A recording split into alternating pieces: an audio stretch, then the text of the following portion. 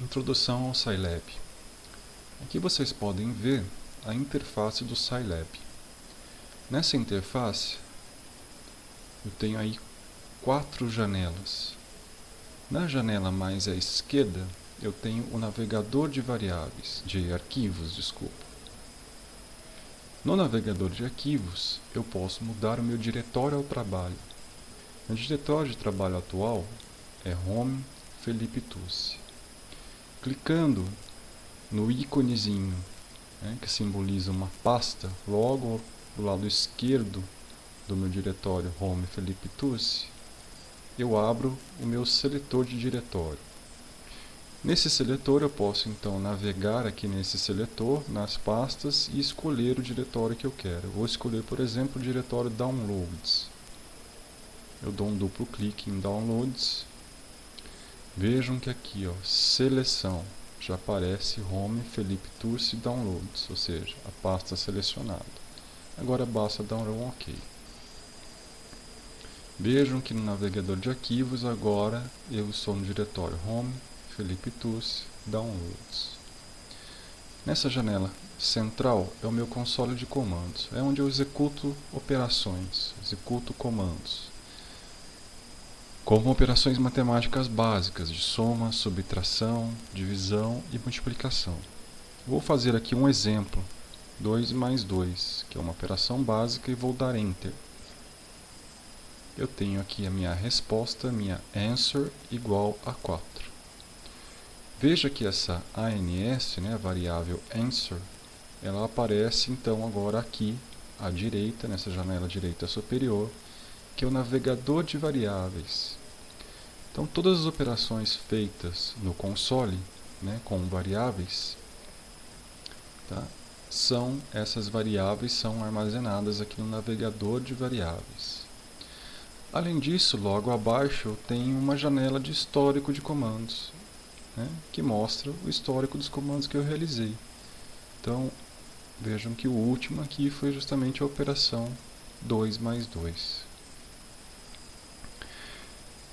Bom, eu tenho algumas constantes especiais no Scilab.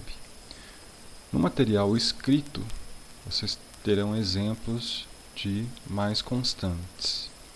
Aqui eu vou dar como exemplo a constante π, 3,14 aproximadamente. Como é que eu uso o valor π aqui no console do Scilab? Para eu chamar constantes especiais, eu sempre vou usar o símbolo de porcentagem seguido pelo nome da constante especial, nesse caso, π. Agora eu dou Enter, vejam que aparece o valor de π. Bom, eu posso fazer operações com variáveis. Por exemplo, vamos atribuir a uma variável x o valor 2, por exemplo. Como é que eu faço isso? Digitando x, o nome da variável, sinal de igual e o valor que eu quero atribuir a essa variável. Enter.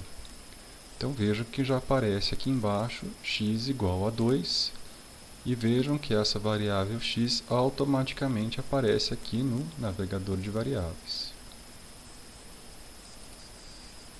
Se eu der um duplo clique no nome de uma variável aqui no navegador de variáveis, abre-se uma janela, que na verdade é uma planilha aqui, mostrando o valor de x, nesse caso de x, que é 2. Se eu estivesse trabalhando com vetores e matrizes, isso apareceria aqui na planilha. Um vetor apareceria ou numa linha ou numa coluna, e no caso de uma matriz, apareceria, matriz 3x3, por exemplo, apareceriam as 3 primeiras linhas e 3 primeiras colunas preenchidas com valores. Bom, mas voltando aqui ao console, as nossas operações. Então imagine que agora eu quero saber o valor de x elevado ao quadrado. Então eu vou lá digitar x, operação de potência, eu uso o operador, o circunflexo. 2, isso é x elevado ao quadrado. Resposta 4. Uma particularidade aqui, vamos supor que eu queira fazer uma outra variável, por exemplo, y, receber o valor dessa operação x elevado ao quadrado. Como eu faria isso? Eu faria y igual a x elevado ao quadrado. Então está lá a resposta, y igual a 4.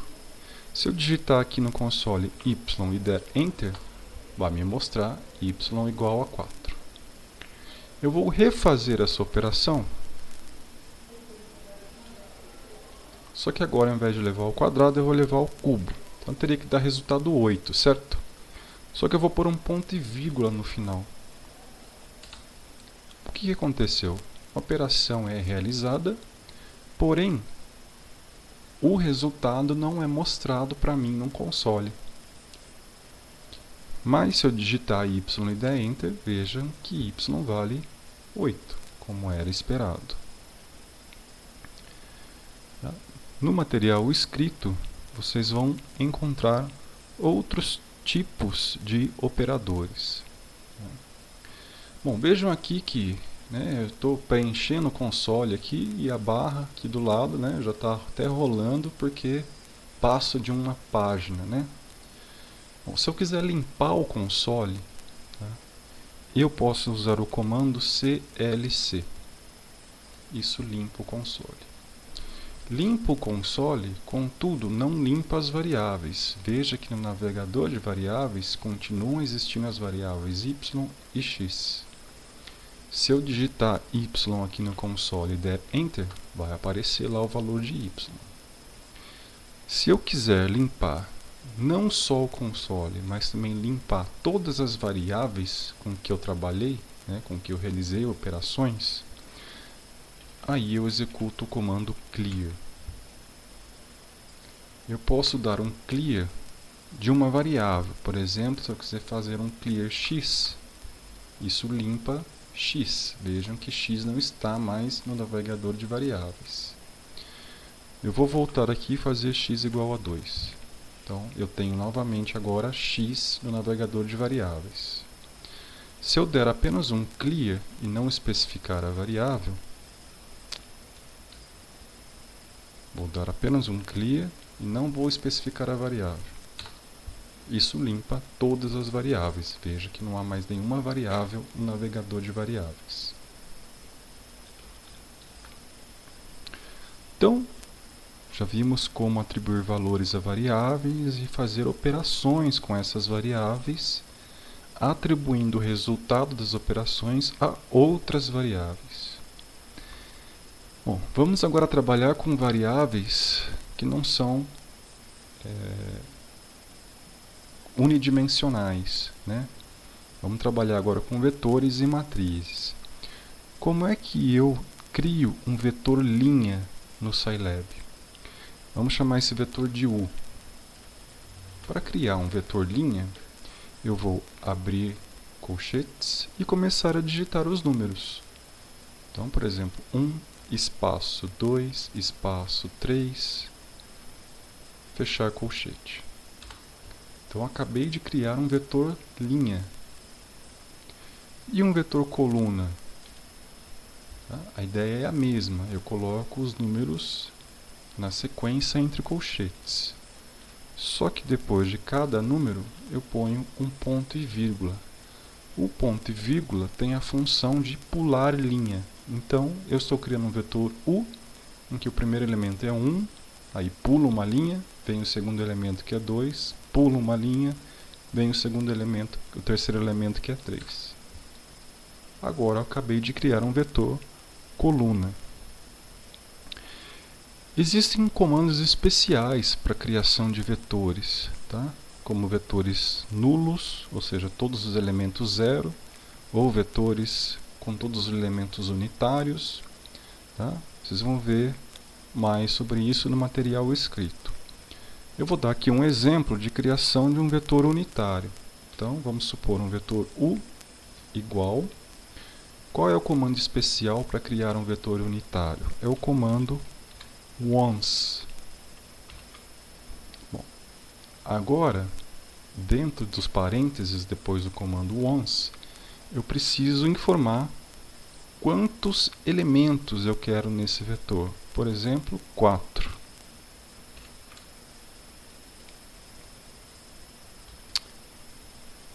Desculpa, na verdade eu tenho que falar 1, 2 pontos, 4. Ou seja, a primeira posição do vetor, que é a posição 1, até a posição 4, tá? Para todas essas 4 posições do vetor, né, o elemento vai valer 1. Então tá lá, acabamos de criar um vetor de tamanho 4, né, com todos os valores unitários, da posição 1 até a posição 4. Né? Esse até é ditado justamente por esses 2 pontos que eu coloquei aqui. Bom, uma outra forma de criar um vetor é a seguinte: o igual. Por exemplo, eu vou colocar aqui o valor para a primeira posição do vetor, ou seja, a posição 1, o elemento 1 do vetor. 4, por exemplo. Tá? Eu quero essa é o primeiro valor. Eu quero que o primeiro valor tenha valor 4 e o último, por exemplo, valor 6. E eu quero sair de 4 e chegar até 6 variando de 0,1 em 0,1. Ou seja, o primeiro elemento vai ser 4, o segundo 4.1, o terceiro 4.2 e assim por diante. Então o primeiro é 4, já está ali, 2 pontos. Agora eu vou informar de quanto em quanto eu quero que varie, de 0,1 em 0,1. Depois um novo 2 pontos e o valor final que eu quero para o meu vetor, 6. Tá? Então vejam lá, ó. Criou um vetor U, que tem os elementos da coluna 1 até a coluna 21, né? Então, um vetor linha, que eu acabei de criar, com o primeiro valor 4, o segundo 4.1, 4.2, 4.3 e assim por diante, até chegar em 6. Vou limpar aqui o console e vejamos agora como criar nossas matrizes, né? Vou criar aqui, por exemplo, uma matriz M. É a mesma ideia, eu vou informar os valores entre os colchetes. Eu vou criar aqui a primeira linha da minha matriz. Então, por exemplo, 1, 1, 1. Essa é a primeira linha. Ponto e vírgula para pular a linha. A próxima linha, vamos supor que eu tenho os elementos 2, espaço 3, espaço 4. Ponto e vírgula para pular a linha. Agora imagine que eu tenha 9, 7 e 5 na terceira linha. Enter. Acabei de criar uma matriz 3 por 3M.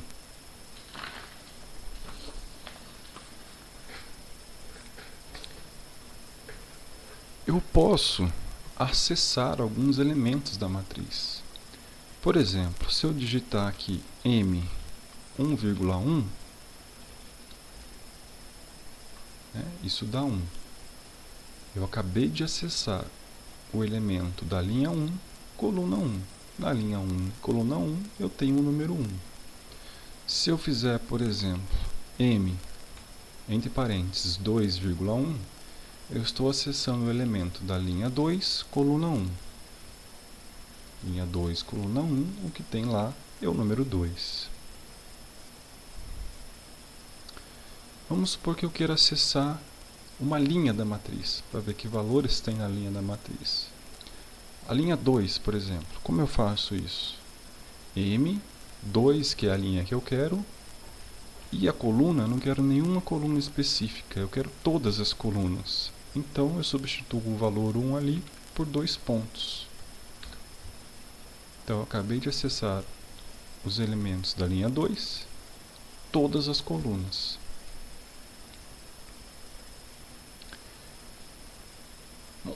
Vou criar agora uma matriz B, tá?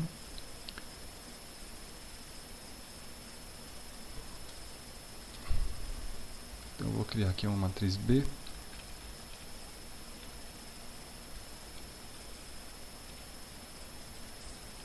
Uma matriz unitária. E agora, por exemplo, eu vou criar uma matriz C, que é justamente a soma dessas matrizes. Tá? Então aqui no Scilab a gente pode facilmente fazer soma de matrizes.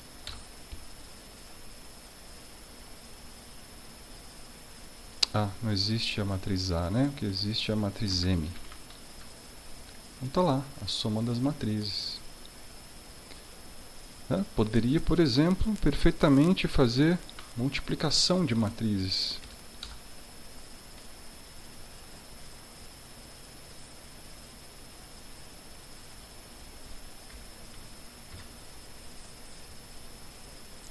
Certo? Bom, existem alguns comandos especiais para cálculo, por exemplo, de determinante de matriz, né? Achar a diagonal de uma matriz, né? Se eu quisesse achar a determinante dessa matriz C, eu usaria o comando det, entre parênteses, C. Isso me retorna o determinante da matriz C. No caso aqui, deu um número elevado a menos 30, ou seja, 0. Vamos refazer isso usando a matriz M. Também não é uma matriz muito bem comportada, também deu 0, determinante da matriz M.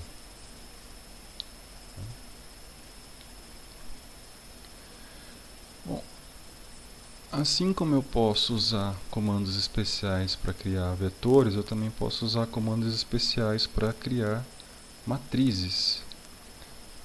Por exemplo, se eu usar aquela mesma função once, eu posso criar uma matriz só com número 1, que tenha, por exemplo, 3 linhas e 4 colunas. Então, acabei de criar essa matriz.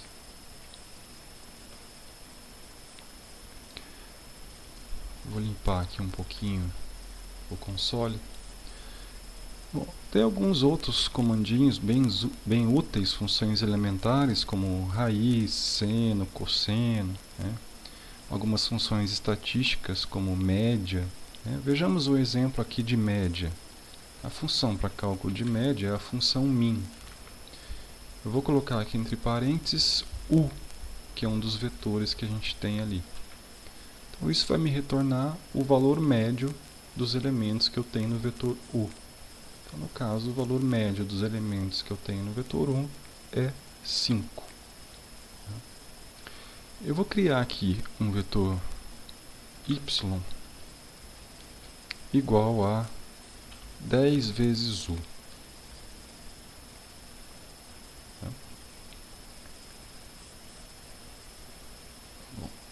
E eu vou agora plotar um gráfico aqui no Scilab.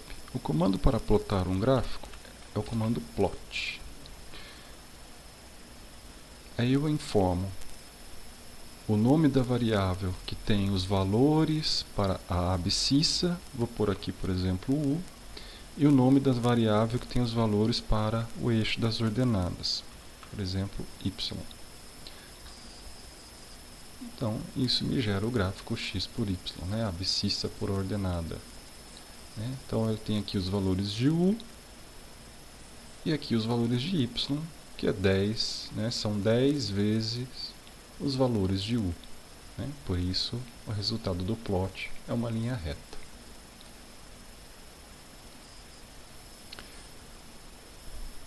Vocês podem ver um pouco mais sobre essa parte introdutória do uso do Scilab no material escrito.